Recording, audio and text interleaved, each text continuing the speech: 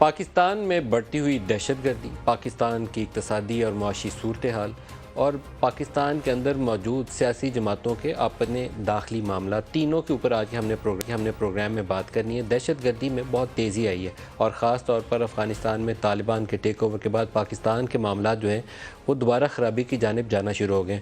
जो बज़ाहिर एक तासुर मौजूद ये है कि इमरान खान ने आखिरी साल डेढ़ साल में इस इशू के ऊपर तवज्जो नहीं रखी और उनका सॉफ्ट कॉर्नर मौजूद था और वो चाहते थे कि एक ऐसा बातचीत के ज़रिए हल निकल आए, इन लोगों को भी यहाँ आबाद कर दें, और वो पब्लिकली उसका इजहार भी करते थे।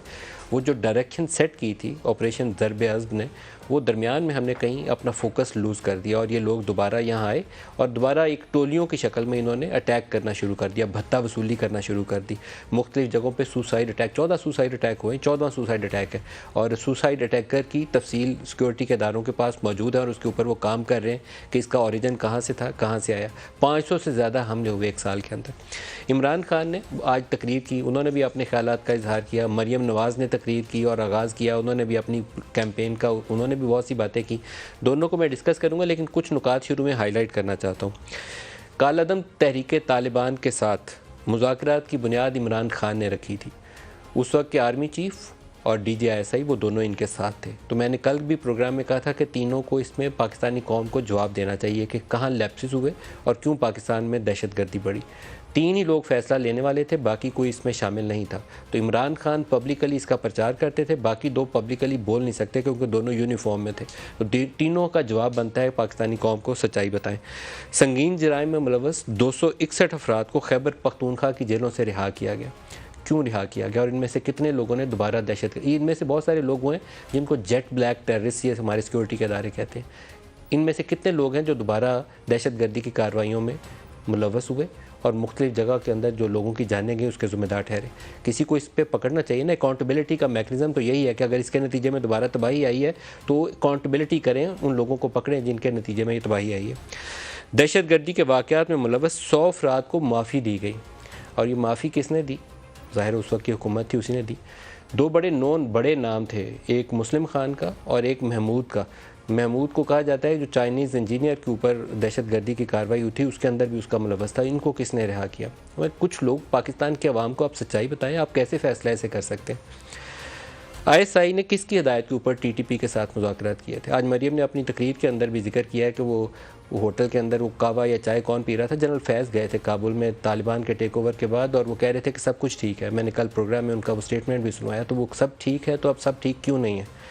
खैबर पख्तूनख्वा पुलिस और CTD को मजबूत करने और तरबियत देने से किसने रोका था? ये इमरान खान के पास पूरा मौका था। 10 साल से इनके पास हुकूमत थी।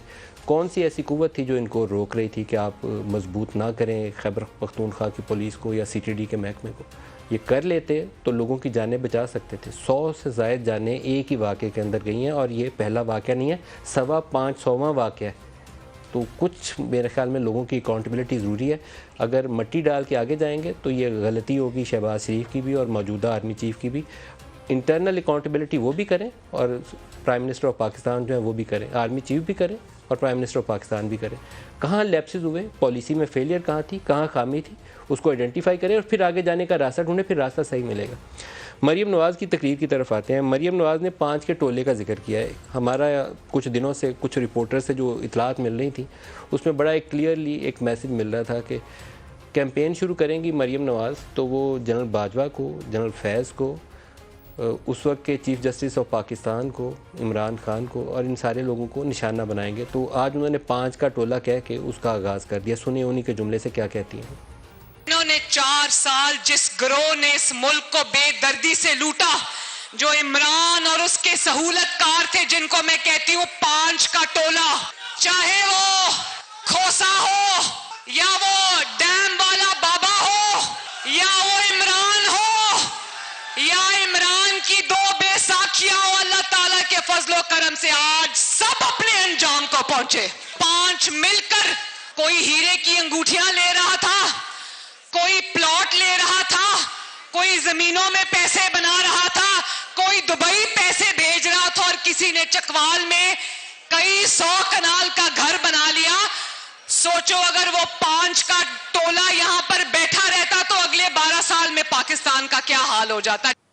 सुप्रीम कोर्ट के चीफ जस्टिस जो हैं उनके रवैये के ऊपर भी सुप्रीम कोर्ट को गौर करना चाहिए। माजी के इफ्तिखार चौधरी साहब, उन्होंने पीपल्स पार्टी को फिक्स करने में बड़ा अहम रोल अदा किया।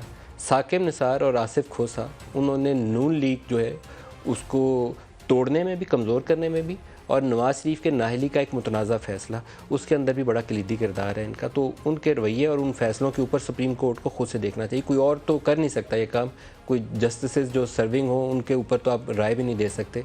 लेकिन ये मुतनाज़ा फ़ैसले हैं। अकाउंट रिसीवेबल 10,000 के ऊपर प्राइम मिनिस्टर को नाहल करार दिया गया, बहुत ही मुतनाज़ा फ़ैसला है, इसका दोबारा जायज़ा लिया जाना ज़रूरी है। मरियम नवाज़ एक स्टेप आगे जाती हैं और वो दहशत गर्दी के वाक़यात के ऊपर जनरल फैज़ का उन्होंने नाम नहीं लिया, लेकिन बाकी सारा कुछ उन्होंने कहा। सुनिए क्या कह रही हैं। वो दहशत गर्दी आज पाकिस्तान में जिसने क्यों सर उठाया, खैबर पख्तूनख्वा में दहशत गर्दी का वो दिल हिला देने वाला वाकया क्यों हुआ? ये जिसको कहता था ना इमरान खान कि मेरे हाथ है ये, मेरी आंखें हैं ये, मेरे कान हैं ये, तो ये हाथ, आंखें और कान खैबर पख्तूनख्वा में पोस्टेड था। क्यों वहां पर उन्होंने दहशत गर्दों के लिए दरवाजे खोल दिए? क्यों कहा कि दहशतगर्द हमारे भाई हैं, आ जाओ पाकिस्तान के अंदर? और क्यों खतरनाक तरीन दहशतगर्दों को रिहाई दी? और अगर यही जो इमरान के हाथ, कान और नाक और आंखें बना हुआ था ना, अगर यही वो पाकिस्तान के हाथ, कान और आंखें बना होता तो आज मुल्क को ये ना देखना पड़ता। हाथ, आंखें जिसको कहता था वो अफगानिस्तान में खड़ा होकर कावा पी रहा था और कहता था सब ठीक हो जाएगा, सब ठीक हो जाएगा। मोहतरमा बेनज़ीर भुट्टो, अल्लाह पाक उनकी मग़फ़रत फरमाए, जब उन्होंने सियासी जमात की बागडोर संभाली अपनी पीपल्स पार्टी की, तो जो उनके अंकल्स थे वो अंकल्स एक एक करके वो साइड लाइन होना शुरू हो गए और नए लोग मोहतरमा के साथ सामने आना शुरू हो गए। अब जब जरदारी साहब आए हैं तो शायद मोहतरमा के जो बहुत से करीबी लोग थे वो साइड लाइन हो गए और जरदारी साहब के जो करीब लोग थे वो सामने आ गए। लेकिन ये सियासी जमातें एक विरासती निज़ाम के तहत आगे चली हैं। मोहतरमा के बाद जरदारी साहब एक उस ख़त का सहारा लेकर, और उसके बाद उनके साहबजादे वो तैयारी में हैं, उसके बाद वहीं आएंगे वो लोग जो तवील अरसे से, जिस दिन से पाकिस्तान पीपल्स पार्टी बनी उस दिन से उनके साथ हैं। शायद उनको वो ओहदा या वो मुकाम पार्टी के अंदर ना मिल सके। इसकी कई वजूहात हो सकती हैं, जिसमें एक वजह शायद पार्टी इन्वेस्ट करती है उन लोगों के अंदर जो मेन फेसेस है उनकी पार्टी के, और उसमें से राइज़ कौन करता है उसके ऊपर भी स्ट्रेटजाइज़ किया जाता है। पीपल्स पार्टी बिलावल के ऊपर इन्वेस्ट कर रही है और PMLN मरियम नवाज़ के ऊपर इन्वेस्ट कर रही है। मरियम नवाज़ के ऊपर पार्टी एक तरफ इन्वेस्ट भी कर रही है, दूसरी तरफ पार्टी की तरफ से अपना बयानिया बनाने के अंदर शायद सबसे ज़्यादा क्रेडिट अगर किसी एक को जाएगा तो वो मरियम को जाएगा। जेल में भी कहीं जितने जलसे जुलूस करने थे, जनरल फैज़ के इन ऑफिस होते हुए भी उनका नाम लेकर तकरीर करनी थी, तो किसी और से ज़्यादा मरियम को ही आगे लाना पड़ा। अरशद मलिक वाले वाक़े के अंदर भी उन्हीं को लाया गया। तो पार्टी ने उनको लॉन्च भी किया, प्रेशर भी उसने लिया और फिर उसको पॉपुलैरिटी भी मिली। एक तरफ तो ये हकीकत है और दूसरी तरफ वो नवाज़ शरीफ की बेटी हैं, इसलिए वो पार्टी की आइंदा लीडर के तौर पर उनको कंसिडर किया जा रहा है। ये विरासती निज़ाम है जो कमज़ोरी की निशानी दे। हमारे यहाँ माजी के अंदर सारी मिसालें जो है वो एक ही तरफ इशारा करती हैं कि जो फैमिली पार्टी को ओन कर रही है, बेसिकली ये पार्टी में सियासी कारकुनान ऊपर नहीं आते, मतलब कभी भी शायद ख्वाजा साद रफ़ीक उस मुकाम पर ना पहुँच सके जहाँ मरियम नवाज़ का हो सकता है कि 10 साल बाद बेटा पहुँच जाए। ये एक कमज़ोरी है इस निज़ाम के अंदर, जिसका इलाज पाकिस्तान के अवाम ही कर सकते हैं, कोई और नहीं कर सकता। ये सिस्टम आगे चले, क्वेश्चन करें, लोग सवाल उठाएं, तो फिर उनको रास्ता भी मिलेगा। लेकिन उसका पॉपुलैरिटी के ऊपर कोई सवाल नहीं है। पॉपुलैरिटी शायद पार्टी के अंदर जितनी वो कमांड कर रही हैं इस वक्त किसी और के पास, किसी और के हिस्से में वो है नहीं। माजी के अंदर दो इनके लीडर्स चौधरी निसार अली खान और ख्वाजा साद वो पब्लिकली एक पोजीशन ले चुके हैं। पहले मैं आपको सुनाता हूं, फिर मैं आज के प्रोग्राम की तरफ आता हूं। दिखाइएगा। मुझे सवाल किया गया, आप मियां नवाज शरीफ के नीचे काम कर सकते हैं? मैंने कहा कर सकता हूं। शहबाज शरीफ के नीचे काम कर सकते हैं? मैं कहा कर सकता हूं। उनका मरियम नवाज के नीचे कर सकते हैं? मैंने कहा नहीं कर सकता। इसमें कौन सी गलती है यार? हमारी जमात में कोई बादशाहत नहीं है। मरियम नवाज शरीफ हमारी छोटी बहन है, बॉस नहीं है। 28 साल का लड़का 68 साल वालों की क़यादत करे और वो चुप करके सर झुका के खड़े हो जाएं। 28 साल वाला कोई 68-60 वाले की क़यादत करे और वो सर झुका के खड़े हो जाएं, ये ख्वाजा साद के अल्फाज हैं।